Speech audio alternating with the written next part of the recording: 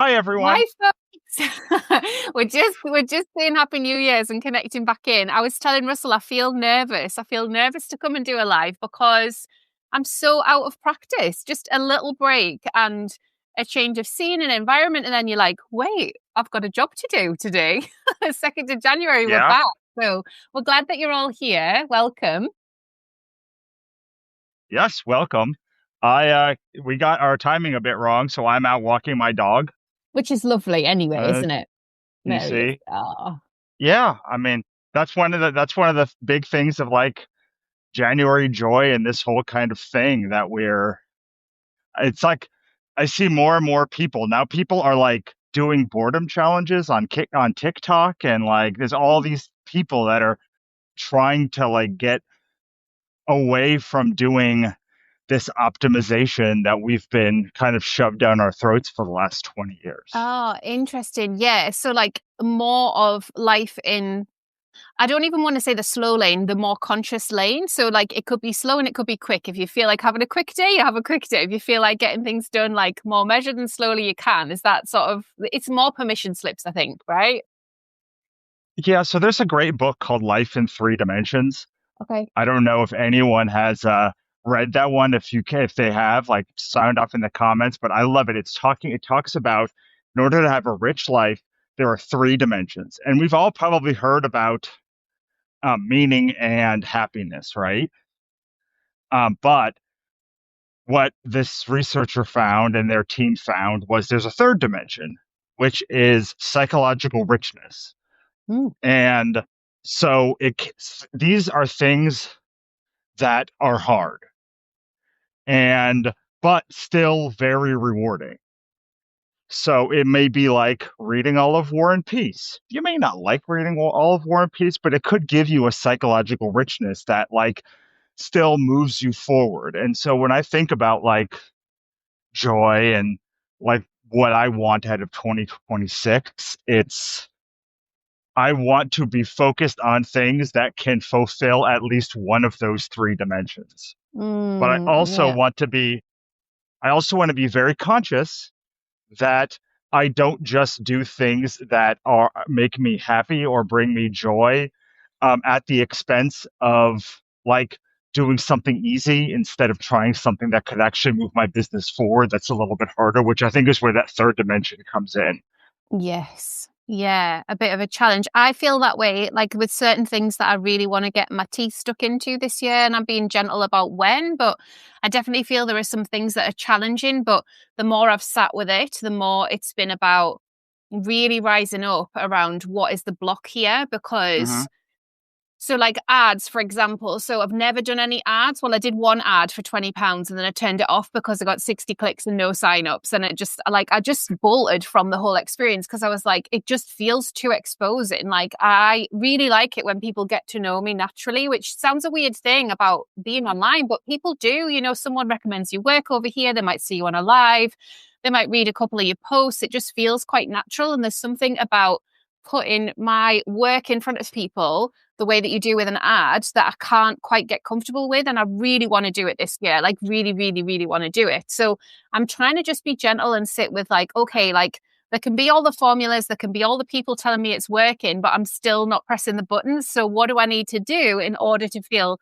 comfortable and joyful in like yeah, I could waste some money on ads, but also I could find some really good fit people for my work and for my community because community means so much to me. So to be able to bring new people in for the communities I have feels like a really special thing. So I think leading from that, I might get somewhere. But yeah, that is a bit of a block for me. But one that I can turn around to be joyful, I think.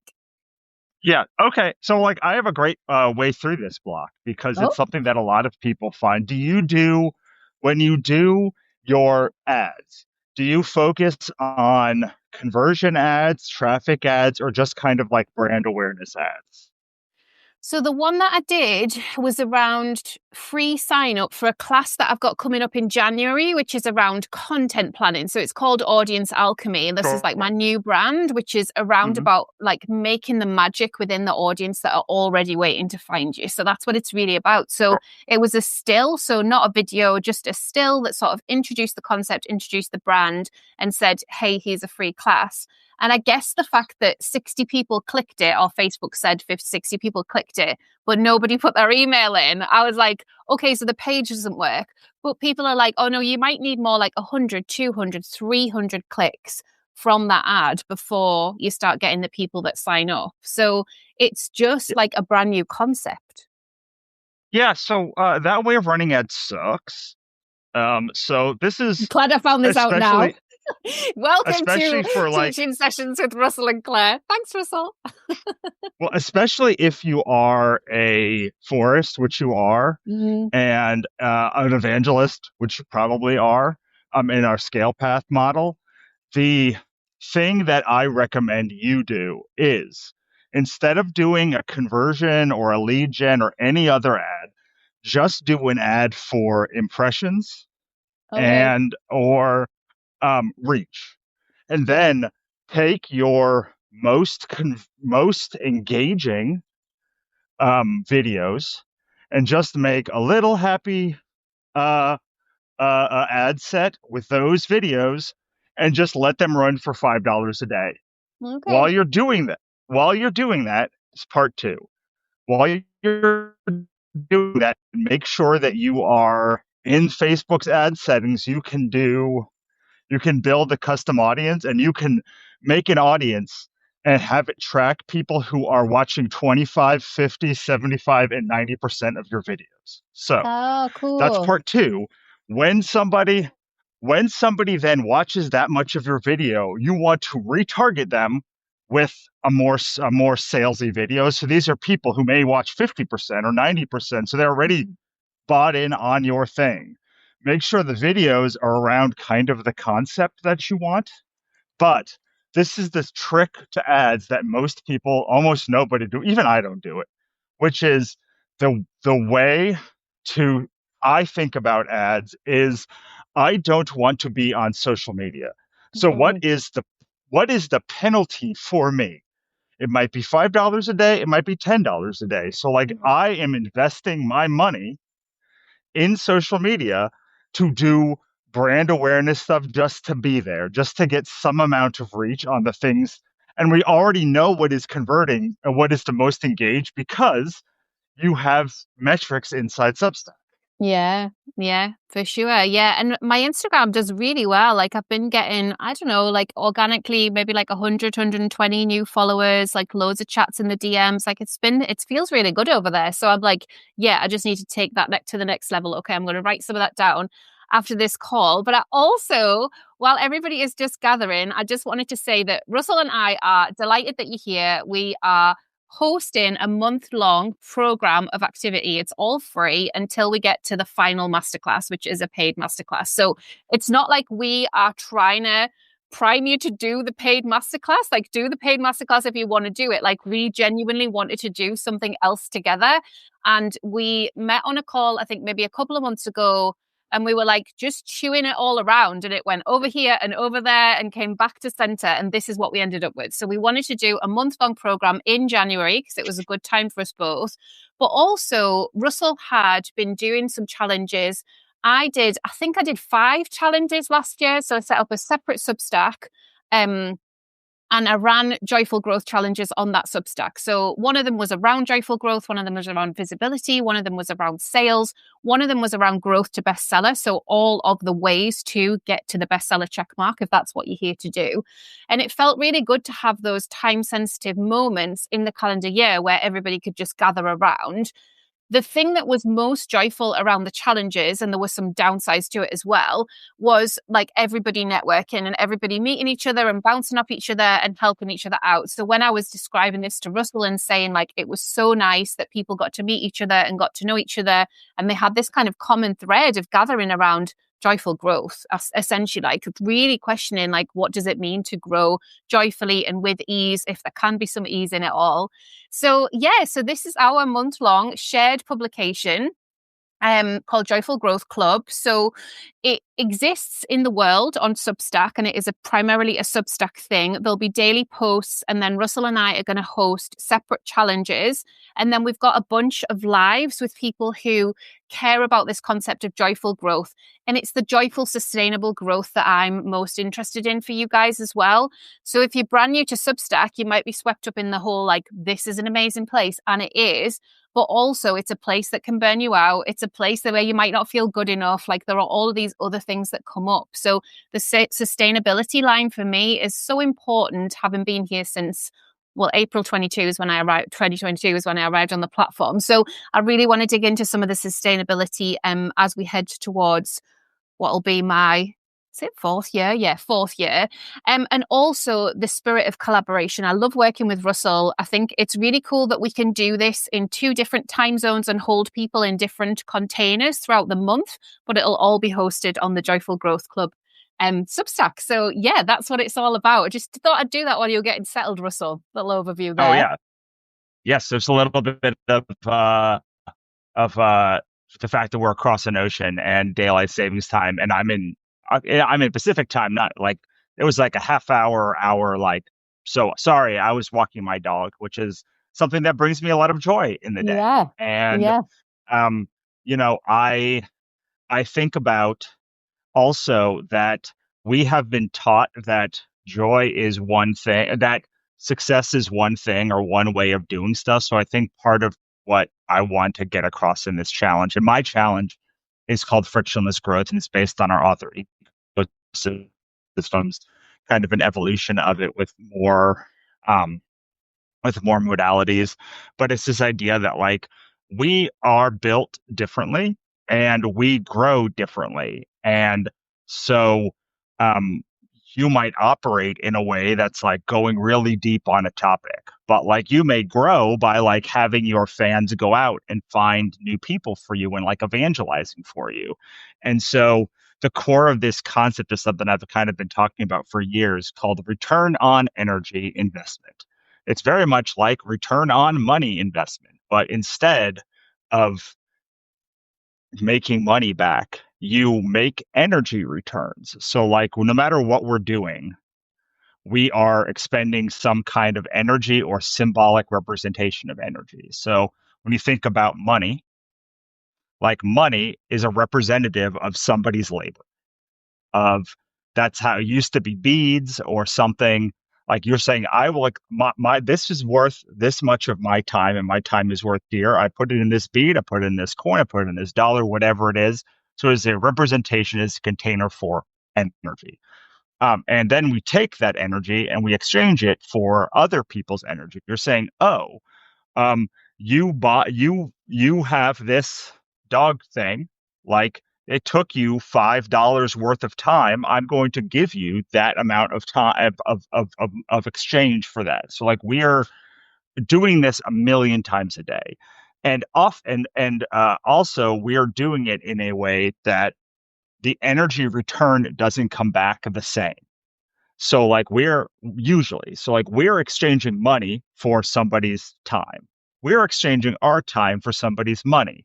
This is an exchange that's equal. Like we're exchanging attention for attention right now. Hmm. So what we're really looking for when we're talking about joy, at least like my how I think about joy, is like what are the activities that you can do that you can put in 1 unit of energy and return 10 units of energy back, whether that return is in money, whether that return is in time, whether that return is in effort, whatever it is. Like, think about when you're digging with a shovel, you probably get 1 unit of energy to 1 unit of return. But when you have a backhoe, you're doing 1 unit of energy and you're getting 20, 50, 100 units of time. So, like, these are the things that I think on Substack, especially, or like when we're talking about creative ideas, it's like there's always been, oh, I need to make money. And a lot of people are like, I don't really actually care about money, but like time is also energy. So like if we're investing our resources, we should be able to recoup that energy. And if you're overwhelmed over like on a hamster wheel right now, you're probably exchanging more energy than you're getting back. So Mm-hmm. like we have to figure out how to get you back to time affluence.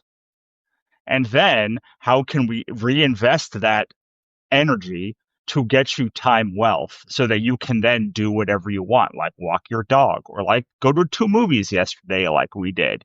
And so it's not as simple as just like what is the joyous stuff, but it turns out usually almost 100% of the time, the most joyous actions that you can take are also the ones that give you the most energy return.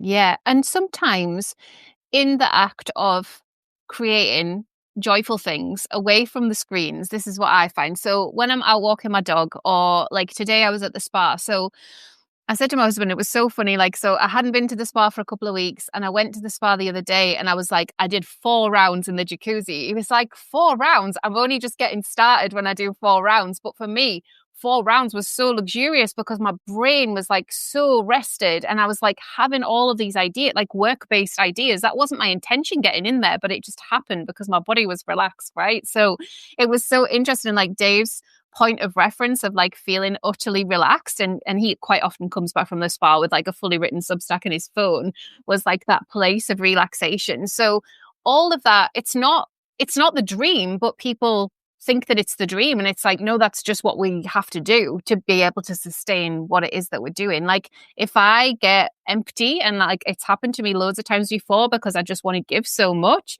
then I have to recharge. I have to fill that cup back up. Otherwise, I just don't have the same amount of creative ideas or the way of executing it in a really clear and concise way. So sometimes the idea is there, but I'm like, wait, how's this gonna, so the brain power is not quite there. It's not quite matching up with the embodied idea. So I'm really all about that. And I will weave some of that stuff in. But a lot of the time, I don't know whether you find this as well, Russell, like it's not as complicated as people might think. Like bringing the joyful growth, bringing the depth of joy to our creative practice isn't that complicated. So yesterday's post, I was just talking about inspirational quotes. When you feel wrung out, or when you feel like your voice doesn't matter, and then you read something that really speaks to you. So it could be something fresh and new, but it could be something that you've already written in your notebook to prepare for one of those days. Like that's what I've always done. And it just does, it brings me so much comfort, and it recenters me. Like it gets me out of my own way. But that's very simplistic. Like I think it's a very simplistic thing to write down somebody else's words that bring you comfort and just reference them back if you're feeling flat. Like, yeah, actually, I just read Gretchen Rubin's book, which just Oh, aphorisms. It's just like a whole book of aphorisms that she's hmm. gathered over the years and she's made. Like that's great. I do want to say that what you said about what you said triggered a quote in me because James Baldwin has one of my favorite quotes of all time, which is "I have no dream job, for I do not dream of labor." Ah, And I think that like when we're thinking about the hamster wheel that we're running, it's always like, well, what can I do that like brings me the most money? Like I love Substack. I love whatever this thing is. But like what you're trying to buy is time because what ends up happening in when you have this container is let's say you put what you love as Substack right now. This is the thing you love and like a Substack, but like eventually you might do. I've done 3 years of Substack. I've done like 1,500 articles in the author stack. Like I've moved on the to a point that people are like confused as to what I'm writing because they're looking for beginner writing advice, and I am like talking about capitalist stuff and like yeah, four yeah. degree chess. And like, so when Substack also like drifts over here, what often happens is this time container collapses. And Mm, you're like, so now I have to keep this thing in there because it's being sustained by Substack or writing a book. I see this in a lot of books. People like that have been writing a book a month for 5 years, and they're like, I'm so tired. I'm like, yeah, all of these 60 books that you wrote should be enough to give you if you have not if you've written 60 books and you can't stop writing books if you don't want to write books, then that is worse than having a job because Yeah. like you are forced to do this thing and you get no like public retirement benefits or any of those other things. So, like what we're Yeah. really trying to what I think about when I think about joy is how can I create, you talk about holding space and creating Mm, space, like how can I buttress this space? Currently, Substack is buttressing it, but what I want to happen is it buttresses itself. So like mm, it has passive income. It like it I'm making more money with every action. I'm leveraging all of these actions. And like I think this is the key to sustainability. It's not how can I make my Substack sustainable? How can I make my business sustainable? It's how can I create a world in which I can put whatever I want in this, including nothing, by the way, like including just going to movies, whatever is the thing that I love, I can put in here. And maybe that's Substack this week, maybe it's this other thing. But like if we force the joy to be existed to, if we force the thing that we find joy in to like do all of this work for us, suddenly when we stop having as much joy, which will happen, when we stop having as much return on energy spend, which will happen, we're stuck doing this thing and it starts to crush us instead of support us. But if we can buttress it like a mine, at like a mine, it will never. mm. We can put like if we can put whatever we want to or take whatever we want to and it can sustain itself, like this is sustainability. Mm-hmm. Mm-hmm. I also feel like last year, because last year was so steady for me on Substack. Like the year before, I had a ton of posts do well. Like my engagement was off the chart. I couldn't keep up. Last year, the challenges were busy, but Substack was like steady. And then growth completely slowed, and I had to wrap my head around all of that stuff. So there was a really interesting period of subconscious rewiring because been so used to this, like, ferocious energy. And I almost felt like I was a firefighter in it all, like I wasn't really connecting. I was just moving to the next thing. I had to just move through the notifications, like, get the people in the right place, send a refund here, do a customer service email here. Even when I was hiring people, like it was just wild. And so last year was just more easeful on my nervous system. And it meant that in this period of subconscious rewiring, I was like, oh, this is so beautiful. But it also meant that I wasn't fearful of that happening again. I guess I'd never been fearful of it because I'd never had it happen. Like I didn't understand what it was to be busy online because I'd never been busy online. And then when I was, there was a whole load of stuff I needed to wrap my head around. And now what I realized last year was I was almost self-sabotaging it happening again because my nervous system was like braced for it, right? Whereas now I'm like, oh, but if it happens, like, you know what that is and you've got the resource. And I did this a lot with some of the people in my community that went viral. I was like, what if you just closed your laptop? Like, what if you didn't have to respond to every single comment on that viral note? Like, what if you still felt safe to show up? Because a lot of them don't after they've been viral on notes. There's all these new subscribers come in and then they don't feel safe to write a post because they're like, who am I even talking to? And that's why I'm so geeky about audience development, because when we talk about audience development, we're really talking about every week, I go through and I look at the names of who are the paid subscribers on my newsletter, who are the members inside of Sparkle and Substack, who are these people? Like, what do they want from me? Why are they here? What do they want from each other? And from that place, like it feels tethered and connected rather than like this abstract thing that you've got to firefight. So there's a lot of joy in that for me, but it's been a big learning curve. Yeah, I mean, and when you are someone who's a giver as much as you are, Yeah. like it's very hard to not give so much Right. that you don't burn out. And okay, this is an audience, so like I understand that I'm probably saying something that's going to irritate some people, but like audiences in general are parasitic because they want something from you. Mm, They don't care that you are having energy. If they are paying for a thing, you are.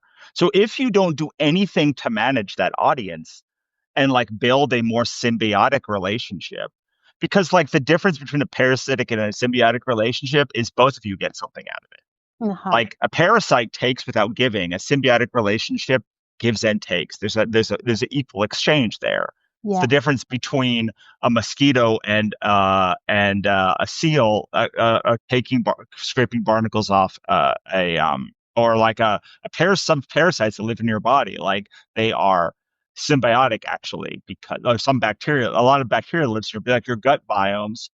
Like those are like bacteria. Like those aren't great, but Yeah, like and they're it's important stuff though, isn't it, for the balance piece, isn't it? right, That's it. And like you guys on the call, like maybe you'll feel some of that. Like maybe you'll feel some of that deep connection when someone comments and it's a really thoughtful comment versus like a random DM from someone that you feel is a bot. Like it's like a weird space, right. you know? You can have the most beautiful of connection and then you have to close some boundaries and like make sure that you're taking care of your nervous system and yourself to feel safe enough to show up as well. Like, and a lot of the time I do get a little bit grumpy about that. I'm like, please turn your DMs to paid only. Like, why wouldn't you? You know, like, why wouldn't Right. you? Because it's an option. And on other social media, it's not an option. So, you know what it's like. People will know what it's like, you know, on Instagram, for example, like the amount of crap that you've got to wade through over there versus on Substack, you just have those DMs for paid only. And it's just an absolute dream. Again, joyful growth. And so, if you don't want to do that, I guess you've got to have a really good reason why. Because if people want to contact you, it's really easy for them to contact you. It's so easy. Like all they would do is like click into your bio, find you on LinkedIn, drop you a DM there, or Instagram, or, you know, Google you, find your website, get your email. So, and we had all of that before. So I always talk about the before times and it annoys people, and I'm sorry, but it's just because we were given all of these extra layers. But before the extra layers and the extra tech, it was more simplistic. So you did actually have to email people or message them on Instagram if you wanted to connect with them outside of the publication. So some of that, I feel like maybe that'll help some people in terms of the overwhelm, which I hear a lot, and you probably do as well, Russell. It's like the overwhelm is a choice. Like, honestly, guys, it is like, don't look at your phone first thing, create before you consume, go for a walk, like treat yourself to a luxurious sit with a cup of tea, and then decide what you want to create online and how you want to connect with people. But boundaries are such a big part of that. Like, we just can't be open all hours to everyone. I just think we just can't. Right. Yeah, I agree with you. I do think so. Like, I'm a guy, so I don't get a lot of those terrible emails anyway. But Yeah. like, I think that it can also be done, um, where you set like, okay, I do need to say this about boundaries. A lot of people think boundaries are things you set for other people. And if they Mm, overstep, but boundaries are things you set for yourself. yeah. The only boundaries are the ones you set for you. So Yeah. I got an email a few days ago, um, while I was on vacation, and someone was asking, as someone who had gone through one of our previous challenges, email me with a list of questions. And I was like, this is so rude. Like, I gave you all of this stuff and like you are not and you like are still asking more. It's like you can pay. I know that you can pay for this thing to get Russell, but like capitalist, you get Russell bought all my Yeah, things. because And you were really clear and I read all those emails that were amazing and you were really clear about that being time limited and then there's all of this other stuff. And you gave them a free trial of Russell Bot as well, which is amazing. Yeah. right. And so like and then I got an email this morning that's like, you know what? I joined Capitalist. You're right. Like, and I'm like, great. After I get off this call, I'm going to send an email answering all of your questions then, because like my Oh. boundary is like, Hmm. pay me. If you Hmm. show that like you care about my work enough that you exchange money for it, Hmm. then like we can have I'll be very invested in Yeah. your success, Yeah, but I same. can't be invested in 50,000 people's success. And I No. cannot be invested in your success 100% of the time. I can Hmm. be like, which is why I always say, if you want to be, if you want to go live, which you don't have to, you should set a single hour where you are live a day, a week, a month. And you say, and when people message you questions, be like, this is a great question. I hope you show up live on this day. You can go to this website and register. I'll answer all of it then, but I don't answer questions in DMs. I'm sorry. Yeah. And when you energetically tune yourself to being the kind of person who doesn't open DMs or only does it at a certain time, it becomes a frequency that like other people relate to. Hmm. And people will think that you are mean. People are going to think you are mean no matter how much you give to them. So like I wrote an article a long time ago called Strategic Helpfulness, which was about how I can be helpful at scale. And Mm. so like doing something like this with you, I will be live because there's a lot of like if people ask questions here doing all this stuff, I will like I have enough space that I can, but I don't answer questions about this. Yeah. I will be like, great, here's an article. Yeah. Here's how, here's a thing that I've done.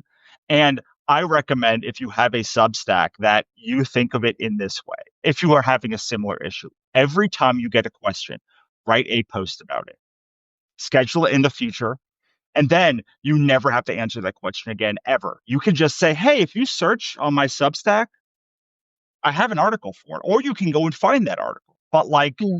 they don't get me. I will not answer that email, that question like uniquely to you unless I am in a space where I already have it. Yeah. And yeah, so like the container is what you create for you. When somebody oversteps it, you have to tell them no. Mm. If you can't tell them no, then that is you breaking your boundary, not them. Like you can't expect anyone else to know what your boundaries are until you tell them.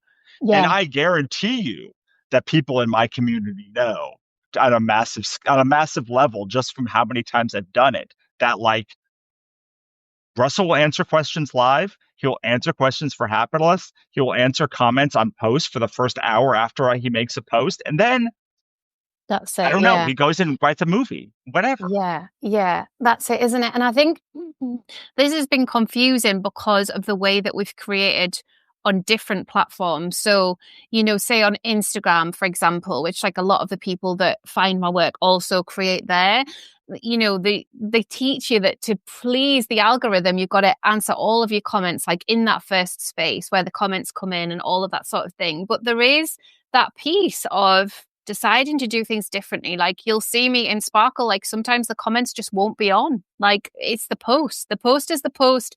If people want to restack it to notes and then have a conversation about it, I'll always try and keep up with notifications and stuff. But there's been quite a few times where when I was doing something like that, it felt so bold. It felt so bold to be like, okay, like that's it. That's the end of the post, and it's the end of the way of conversing about the post in this way. Like we can converse about it live on notes or whatever. So even stuff like that. And obviously we're talking about when people are managing energy, but also in order to scale, if, I always think about this, like if 1,000 people arrive tomorrow, which I've had members have that happen. I've had colleagues have more than, thousands upon thousands. If someone's recommended their work or given them a shout out or something, you need to feel like your publication and you is ready for that. So some of the work that you're doing, even when you're like, oh, 2 people liked it, or I looked at my open rate and it was low, like focus on the people that were there. Like there's so much joy in that. So rather than what didn't happen. So who was there? Like who did show up? So if you are just starting to create and you are just starting to build an audience, going back to my earlier point of getting to know who those people are, click on their profiles, check out their Instagram, like understand what that point of connection is. And it's so interesting now because I've done this so many times for myself and for other companies that I worked for before Substack and companies that I've worked for in this new space of working online. And there are key similarities between the people that want to subscribe. Like, say, for example, on this publication, we've had some pledges, right? And I'm always so taken aback because I've never done the pledges thing other than in a project with Russell. And I'm like, oh, who are these people that want to pledge? I think they are your people, by the way. But like, still, I'm so interested in them. I'm like, who are these generous people that are saying, I want to pledge to pay? Like, there's nothing to pay for. Like, it's all free. So, the No, that's not curiosity true about though. it. No, well, the Okay. the class at So the end, yeah. this is what this is why people pledge to pay. Everyone's laughing at your Generally, dagger, sorry. by the way, Russell. We love the Oh, dagger. Carry on with the dagger because it's the 2nd of January and we need all the fun. amazing. Yes. My sister got this for me after my other letter opener died. Oh, it's a And letter. I don't really open letters, I but thought it was one of the pens because I have got one of those pens from your conference somewhere, a little dagger pen. And because the oh, ladies on the stall next to me had dagger pens, and I was like, please, can I have one for my son? It is somewhere. Anyway, carry on. We're daggering. oh, what they are paying for, what people in my community are paying for is my ability to continue doing this work. Right. And Yeah. like, regardless of anything else, if you're like, why are people supporting you? It's because like it is so hard to find someone you connect with. I just Right. had this conversation over the holidays about AI, and I was like, it doesn't matter if you can create the exact book you want because you have no idea what you'll connect with. Not zero. You can know the feeling that you might want to have, but like if you can find something that like continually gives you something to do, continually up levels you or whatever that thing is, they will come a subset of people will say, "Oh, like I need this work to continue." And so I selfishly want this work to continue. So if there's $10, there's a book that comes out, I do it too. Like all of my favorite artists, musicians, I could just listen to their thing on Spotify, but whenever they have an album, I go and I buy the digital thing. So they know, please keep making this thing again. Mhm. And I don't have to do that. I do it because it is a signal. It is an energetic signal that the thing you're doing has real, tangible, energetic value to somebody. Yeah. Yeah. Yeah, you're so right. It's beautiful. I'm in this really strange place with my paid newsletter at the moment. So last year, it was really important to me to have a best-selling paid newsletter. Like it's super important. So I already am a Substack bestseller. I didn't need a separate best-selling newsletter, but it was really important to me because, and we've chatted about this before, the voices of like those who can't teach, as in like I'm not a creative or a writer in my own right. I'm only like successful because I teach Substack on Substack. So that got really loud. And it was one of those like where I was like, no, like that's just not true. Like I've been a creative all of my life. And it was almost this kind of uprising of like, okay, like I'm going to show myself and all of the people that prolific output is like one of my things. Like I just love to write. I love to create. And in a paid newsletter space, I can totally do that. Like I can totally do it. So I did it. It was great. I celebrated it. It was wonderful. But then in the invitation that I'd set for myself, I did it. I did this invitation where I was like, okay, I'm going to write every single week. Part of the reason that I was going to write every single week on Creatively Conscious was to flex this writing craft muscle, to like really get comfortable with what my voice is around memoir style writing, but also what my voice is around if I'm sharing behind the scenes of my business, like how comfortable am I to tell you about the messy stuff? How comfortable am I to tell you when things go wrong, share income, like all of that stuff? Because that's what I needed when I was starting. And that's why I connected with Russell, because that's what he does. So like that was our first point of connection. And I couldn't believe how open he was about his business. I was like, oh my goodness, like this is exactly what I need, because we need role models where it feels real. And so it was important for me to do that. And then one of the people that bought my book this year, Invisible Trust, read it the same day that I emailed it out and messaged me saying, this is what I've been looking for. Like, this is exactly what I've been looking for. Nobody talks about this stuff. Nobody talks about how difficult it is and all of the other stuff that's going on behind the scenes that definitely won't get published on the internet that like is part of this book. And like, I just cried. I was like, oh my goodness, like this is the why. But the Substack got me to the book because the Substack allowed me to flex my muscles behind a paywall and feel really comfortable with an intimate group of people. I think it was like, maybe it was like 130, say, like at its height. And then like last year, it sort of steadied off to about 120.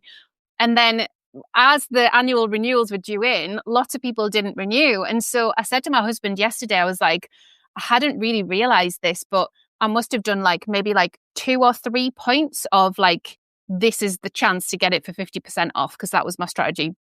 And so yesterday must have been like the last point this time last year. So when I was looking at that, I was like, oh, like I sort of missed that because I was in my wintry wonderland with the kids.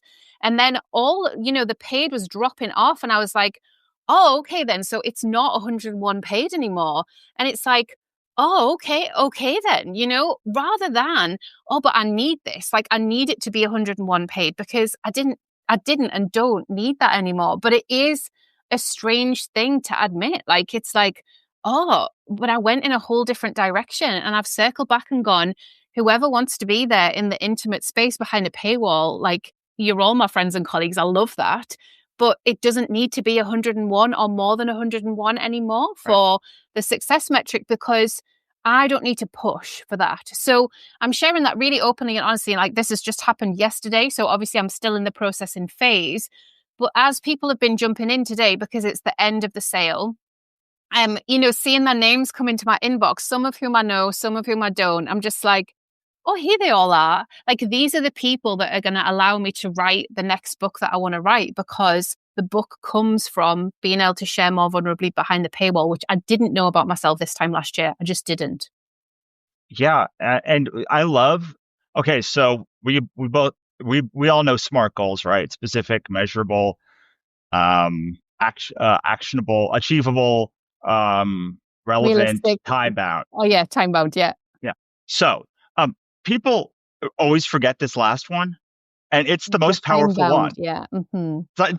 And because it's last, people are like, oh, okay, but like setting expiration points for Don't miss it things. out, guys. Yeah. Yeah. Yeah. Yeah.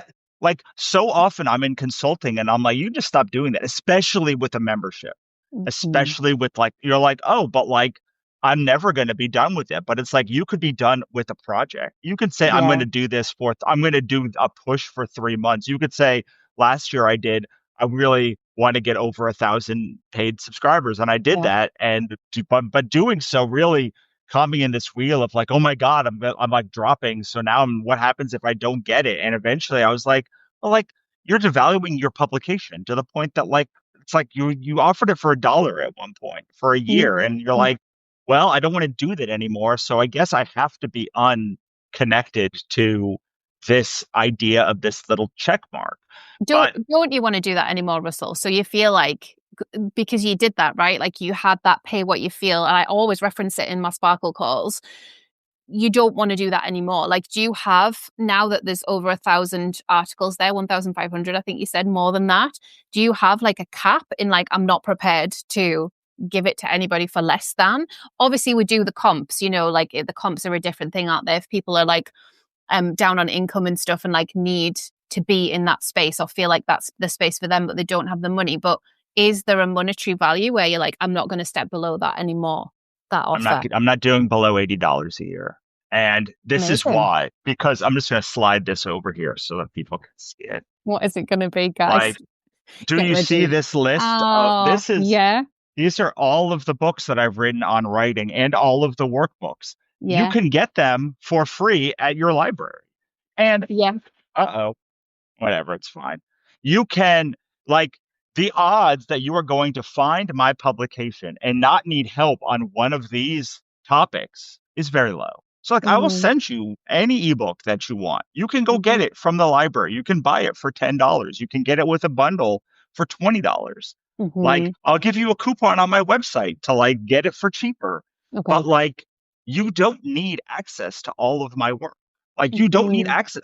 I've now looked at this so many times, and like what you need is like one thing that like you need less goals. You don't need 1,500 publications. You need to you pro- if you have an income based problem, you probably need my first book, How to Build Your Creative Career, or our podcast, Six Figure Author Experiment, or one of the many, many, many articles, but like one thing, yeah, like and also, what has happened now after 3 years is like people don't need the $1 one anymore. The people that needed it now, they should come to me and be like, thanks, I've given it for 3 years. I now are, if you're still in a place that you haven't, like, you should not pay $1 for it because it clearly is not helping you at all.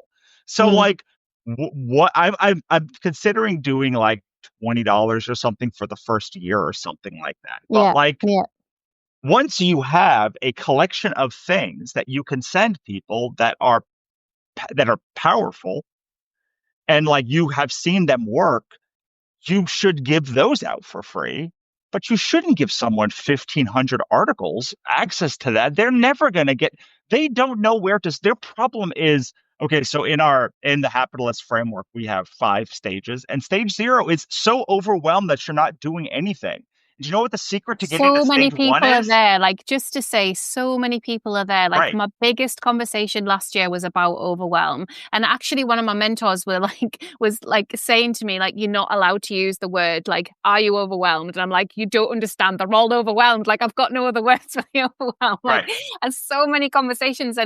And this, it was really interesting to me because obviously at that time, Substack were rolling out a whole load of new features. There was loads going on, all of that stuff. But like I said earlier in the call, we are the only ones that can get ourselves out of overwhelm. Like, we just are. Like, if someone wants to tell me they're overwhelmed, I have so much compassion, but like, tell me what you want to do about getting out of being overwhelmed. It's like, just one thing, like, do that one thing. And then what next? Like, right. what next? That's That's it, how though. we like crawl out of it, right? Yes, Yeah. Hmm. like that's it. Like to get from stage, maybe it's actually stage one to stage two. The only thing you have to do is literally anything. As Once you effing, do, yeah. Go for a yes, walk. Yeah. yeah, just like anything. And Mm, then and then what you'll have is a stage two is you're doing a bunch of stuff, but none of them work. Well, you just got to find one of them to work to get to stage three. And then to mm, get to stage four, you have to shed all the stuff that wasn't working in the first place. And then mhm, once you're in stage four, you have a successful business. And so like there is probably a methodology that you have on your site that if you have a methodology like this, that like you could just be like, this is the post. You know, I love you. I want to give you free access to all of my stuff, but darling, you don't need it. You don't need mm, all of them.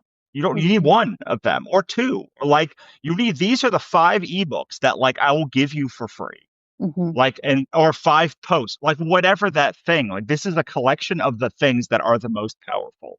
And if mhm, none of those work, come back to me and I will like and I'll give you I'll like let you have access. But like what you are basically saying by giving someone unlimited access to all your stuff for $1 is go nuts, find the thing that works for you. And the only thing that they have proven in their entire life up to this thing is by being on their own to do the to figure out what's going on, they cannot do that.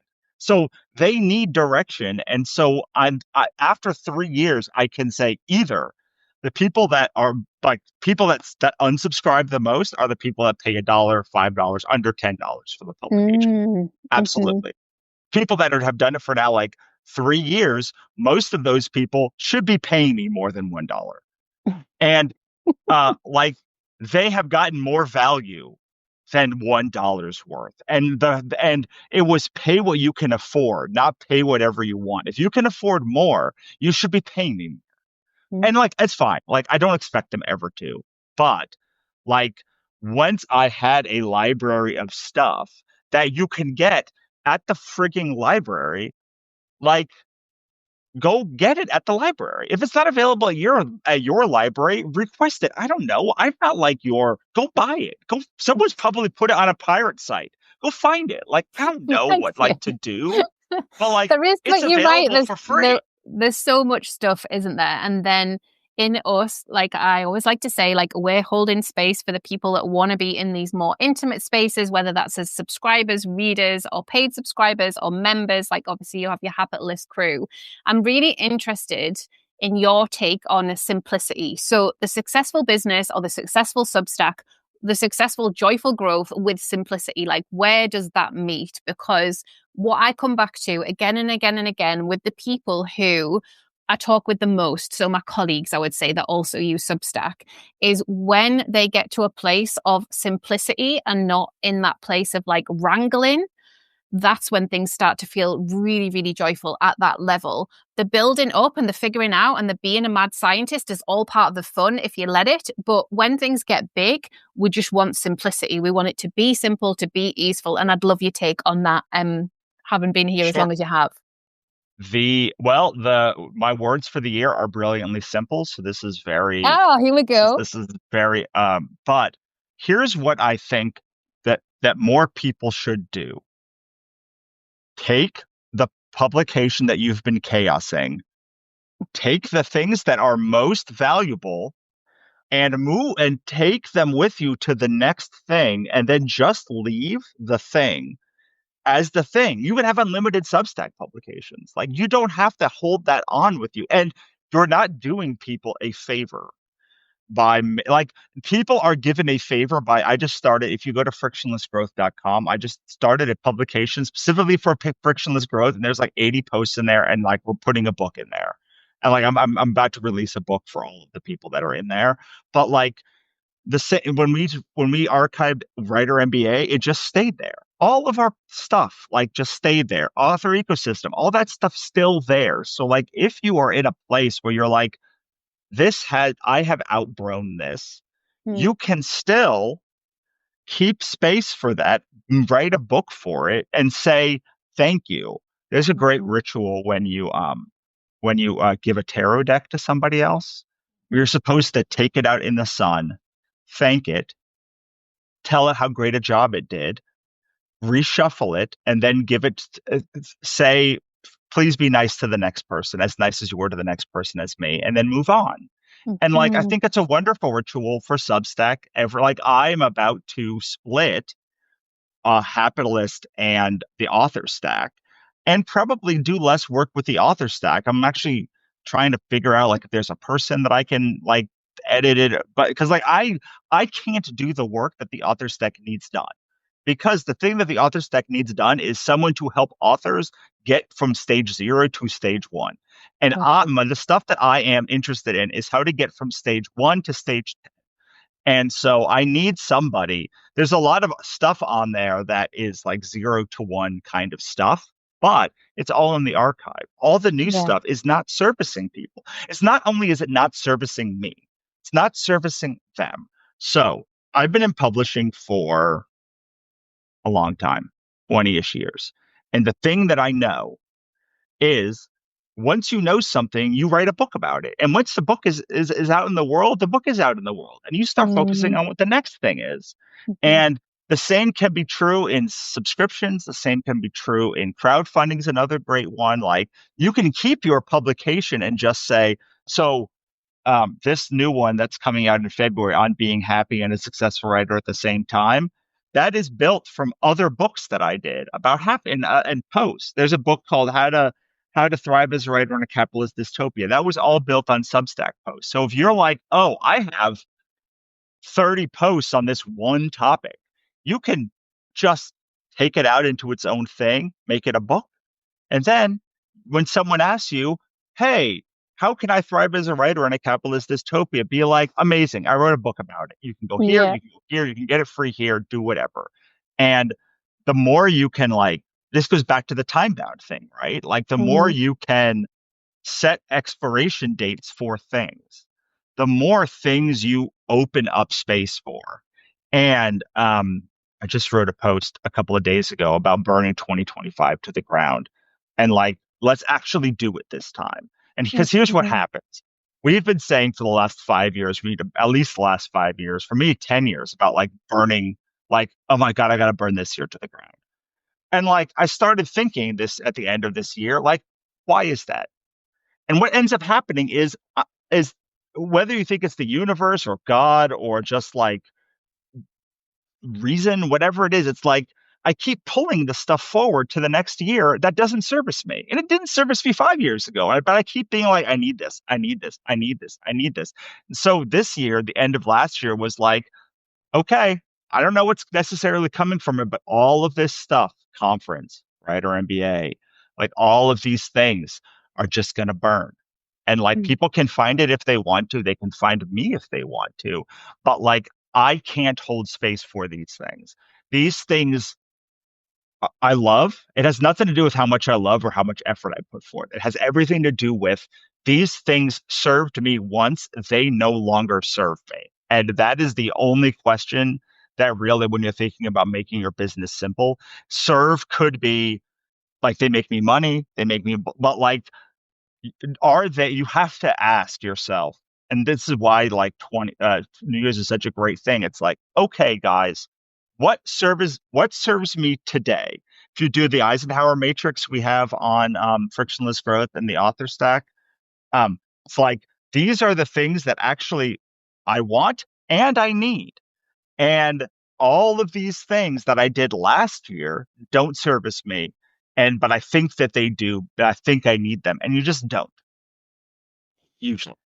Yeah, and I feel like this is a massive invitation for everybody. And I don't want people to feel overwhelmed. There's that word again. But there is that position where you will just know, like you will just have a deep knowing of whether it feels comfortable to open your Substack and write from the place that you left off last year. Like you'll be like, okay, like this is what we were talking about. Like these are the topics. Or if you want to leave those behind and bring in a new topic or bring in a new section or organize things in a certain way. This is one of the main reasons I started 12 Chapters Club last year, which is my free book writing club. So this year I was like, what if 500 people signed up, right? And then 500 people signed up. And then I realized, but what if 100,000 people signed up? And that's why I'm doing this, because it's like, I need to understand how many, I live in a really, really quiet place. And so I need to understand, like, where are all the people that want to write their books? So I just figured, okay, so I'm just going to go all in on 12 Chapters Club. Like, I just want people to be writing their books, people to understand that they've probably already got a book on their Substack, at least one book, or they've got something that they want to turn into a book because they sat and wrote their heart out and loads of people resonated and then it felt really good, or they made it into 4 parts, whatever it is. And I'm only asking 1 chapter a month, 12 Chapters Club. So 12 chapters by the end of the year. Some people write more. Some people write a book proposal in that time. Some people work on something that is a pure passion project that's outside of like the work that they do, especially if they're in the education space. They just want to write like a fantasy novel or something. So I feel like there are these different calls that we are constantly being asked for that pull on our creative practice in different ways. And I'm so excited about New Year's. Like, I think maybe last year I was still in overwhelm. And so I was a bit like, well, I'm not really sure about this year. And I was a bit trepidatious about it.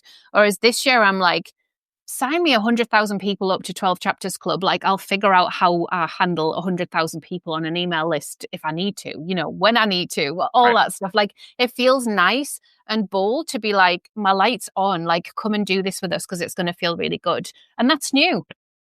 Yeah. Well, if you want to do that, you also have access to the chapter that we have in our book about how to turn your blog into a book. Mhm. But I remember when we were writing this book.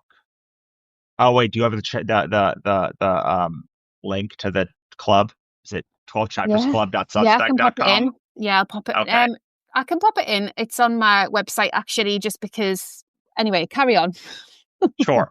But I was like, I told you, and I think our first call, I was like, oh, this all just came from like the blog, and you were like, what do you mean? It's like, just like you've written, how many words have you written this year? There's a book there. There's like always, like, if you've written consistently for a year, um, unless it's like about current events or something, you probably have a book because like a book Yeah. is 50,000 words. Yeah. Like or it can be 20,000 words. Like it is a it is a, well, it doesn't have to be, but like in general, it is a condensed thought that is consistent. And like if you have one that's a novella or a novelette or like whatever, you have like a series of things. Like I have written now of all of these books, one. Okay, so my second book, How to Become a Successful Author, was all blog posts. Advanced, that's book 3 was also all blog posts. Book 4 was all blog posts. Book 5 was not. Book 6 was. 7 wasn't. Book 8 wasn't. Book 9 was. Book 11 was. So like that's like half of the books that I put out were mainly compiled by a blog, by blogging. And like you don't have to, because we're leaving. I know we're getting to the end of time. So like this year, the whole thing about January joy and the whole thing about being joyous, the thing that I think about is you can run your business the same way, but you don't have to. And I would really ask you, is it working? Because here's the thing. If it was working, it would be working. Since you continually come back to the same bugaboo about this thing, it's not working. Because if it was working, it would be working. So there must be something different. And I think that's what we're seeing with all of this optimization people. There is a certain person that loves going on social media and going viral, and they're very good at it. And like, if Yeah. that is you, go do that. But if that's not you, like, you aren't getting good return on energy investment from it. So you should just do the same thing. Like, the mantra that I would love everyone to say is, I don't work for billionaires. Mm. Like, you don't work for Zuck or Musk or who, even Hamish or whoever runs Are they Facebook. millionaires? All, Are they billionaires yet? The Substack lads. I feel like they're not quite there well, yet. Maybe yeah, this but year. like but like A16Z is, and who Right. funds them. And so like Yeah. they're who owns Substack, like Yeah. Yeah. Yeah. majorly. But Yeah. like all of these sites are ByteDance, like you don't work for them. Yeah. You if you are getting if you are investing your time and making more money, then you are an investor in TikTok. You are just not investing money or investing energy or time or whatever. But if you are doing the TikTok thing and you are not getting anything back from it, you are just working for ByteDance. And I don't want you working for ByteDance. I want you working for your business because, and this is going to be shocking, I know, but businesses are supposed to work for you, Mm. not the other way around. I know because I just talked to a lot of people who had jobs back when I was home, and they were all like, I don't understand. How do you make 200 grand? And I'm like, I don't understand how you don't make 200 grand. Like, 200 grand is 600 people giving you $300. You're telling me that in the world you can't find 600 people who are going to give you $300? Like I just went out with my friends and we spent $300 like on food there. So like I Yeah. know there's like so it's like It's it's being open to it as well, isn't it? Because you talk about it like from a place of ease, but that wasn't you like 30 years ago. You just had that right. vision, right? And I always talk about this like where the intention meets the vision, but the vision also has to be heavily influenced by what you think is possible. And sometimes what you think is possible is influenced by what you think is not possible. So that's what we've got to do some work on to feel joyful about it. That's what we've got to plug into. And with Joyful January and this whole club, like, I know that the work that I want to do on trying to get you guys just all excited about meeting each other will happen. Like, I'll do that work. Like, that's what I'm excited about. But also, I know that there will be a handful of people that take it 10 steps further, that are like networking in the DMs, chatting about going live, chatting about collabs, doing that stuff because that means something to them. And then there'll be the people that we never hear from that read all the posts, absorb all the things, maybe learn with us further. Like, you are so welcome, like, to absorb this publication and mine and Russell's teaching in a way that serves you and suits you, but just keep bringing it back to what's joyful. Like, we're not telling you to do anything. We are inviting you to think about your own creative practice and your own joy because that's what works for us and that's what we're really passionate about. So yeah, I just feel like I want all of it to feel like a permission slip, not like a do all of these things thing. We will tell you to do a few things because there's some really light lifts and some things that can feel really good and some things that just really work on Substack that people just don't know about. So we'll do that. But the biggest permission slip is you getting to know your own unique creative practice and taking things 10 steps further than what we kind of set out to do. Yeah. Yeah. Can we end with a thought experiment, Claire? Go for Will it. you help Yeah. me on it? Okay. When did Will Smith become successful? Men in Black. Before that. Uh-huh.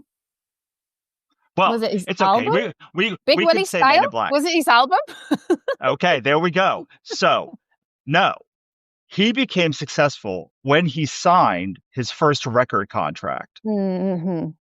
He became successful when he finished that album, not knowing what the result would be, because most Right. albums are not successful. Uh-huh. He broke out with Men in Black, but like he didn't become successful with Men in Black because Men in Black only existed because he signed a contract that like made him make that movie and all of the little things that happened in that movie. So I say that to remind people that like we are all delusional. We must be delusional. You have been delusional since you were in kindergarten. And I can tell you this because the what is the first thing a kid says when they're done with kindergarten?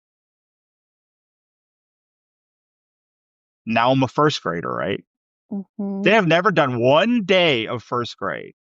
And yet, the entire summer before being first grade, they're telling themselves, I'm a first grader. I'm a first grader. I act Oh, like a first grader yeah. now.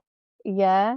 So, Yeah. like, we cannot be successful unless we are deluding Oh, ourselves Fresh that Prince. success Yes, can Fresh happen. Prince, Lizzie. Sorry. Will Smith, Fresh Yeah, Prince. Let's get the Will Smith timeline in one of our posts. I'm going to do it. Sorry, absolutely. I Russell. love same thing with like Taylor Swift or anyone. If Yeah. you're like, wow, this was Taylor Swift's breakthrough album. Remember, she had to make it first. Someone Hmm. had to believe in her first. She had to get an agent first. She had to tell a bunch of people, I'm the next big thing first when she was 15 years old.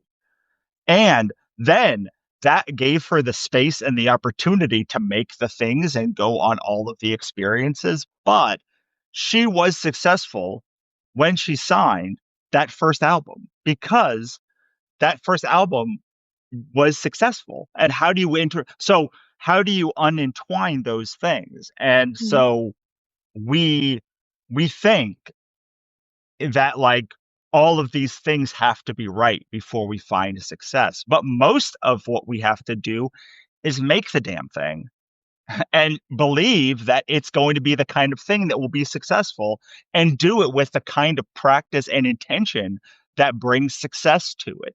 And success might be your Nona reads it and like loves it. It might be a billion people read it. But if your book's to be read by a billion people, it needs to be designed for a billion people to read it. If Nona needs to read it, then like design it for Nona. And Hmm.